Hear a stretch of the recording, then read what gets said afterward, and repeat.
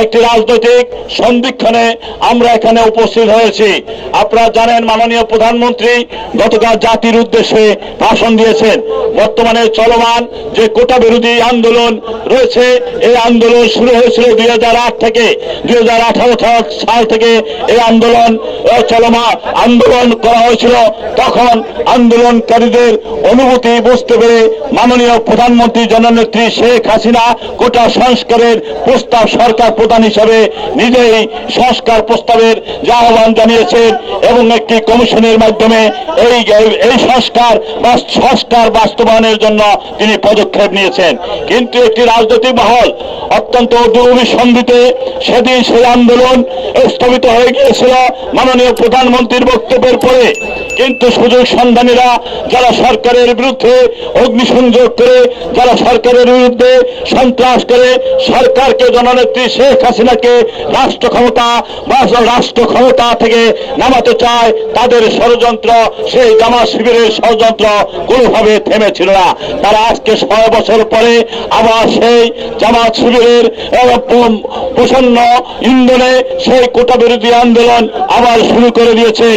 যে আন্দোলনটি, যে দাবিটি, যে সংস্কারের দাবিটি মাননীয় প্রধানমন্ত্রীর যে সংস্কারের দাবি নিয়ে আদালত পর্যন্ত গড়িয়েছে, সর্বোচ্চ আদালতে যখন এই বিষয়টি বিচারাধীন ছিল, ঠিক তখনই ষড়যন্ত্র করে সেই ষড়যন্ত্রকারীরা যারা সরকারকে হটাতে চায়, যারা শেখ হাসিনার সরকারকে ক্ষমতাচ্যুত করতে চায়, সেই জামাত শিবির বিএনপি আবার ষড়যন্ত্রে নেমেছে।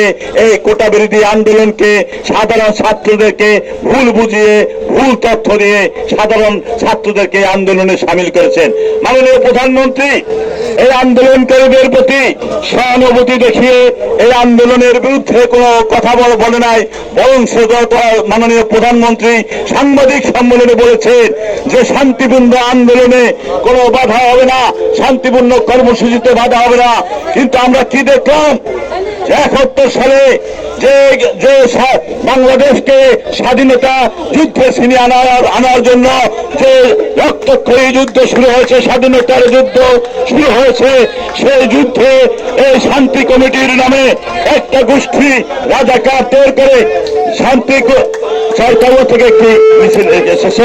অগ্নি সন্ত্রাস, দেশব্যাপী নৈরাজ্য, হত্যায় মেতে উঠেছে। আমরা কিন্তু বলি নাই, আমরা 2001 থেকে 2006 সাল পর্যন্ত এই জামাত শিবিরের এবং বিএনপির বিরুদ্ধে রাজপথে লড়াই করে আওয়ামী লীগকে ক্ষমতায় এনেছি। আমরা বলি নাই তোমাদের নৈরাজ্যের কথা, আমরা বলি নাই তোমাদের অত্যাচারের কথা। সেই দেশব্যাপী আবার অগ্নি সন্ত্রাস, নৈরাজ্য আবার শুরু হয়ে গেছে। আমরা বঙ্গবন্ধুর আদর্শের সৈনিক, আমরা ভয় পাই না, আমরা আবার নামবো ইনশাআল্লাহ।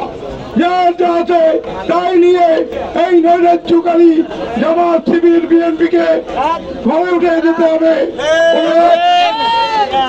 ওরা স্বাধীনতা বিরোধী চক্র, ওরা স্বাধীন মনে প্রাণে মেনে নিতে পারছে না, আর তাই বারবার ওদের রূপটা আমরা দেখতে পাচ্ছি। আমি আর বক্তব্য দেব না, শুধু বলবো আমরা সজাগ থাকতে হবে, আমাদের আন্তরিক থাকতে হবে।